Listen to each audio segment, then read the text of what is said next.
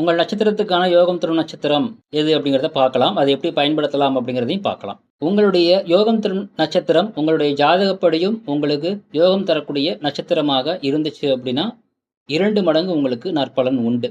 உங்களுக்கான யோகம் தரும் நட்சத்திரம் அவிட்டம்.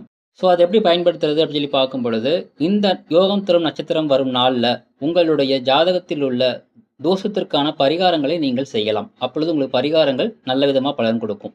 அதே மாதிரி இந்த நட்சத்திரத்தில் உள்ள நபர்கள் உங்களுடைய லைஃப்பில் உங்களோட ட்ராவல் பண்ணுறாங்கன்னா, அதாவது உங்களுடைய பெற்றோர்களாகவோ அல்லது உங்களுடைய குழந்தைகளாகவோ அல்லது வாழ்க்கை துணை, நட்பு, சகோதரர்கள், சகோதரிகள், இந்த மாதிரி ஏதேனும் ஒரு விதத்தில் இந்த நட்சத்திர அன்பர்கள் கூட நீங்கள் ட்ராவல் பண்ணும் பொழுது உங்களுக்கு நன்மைகள் அப்படிங்கிறது கிடைக்கும்.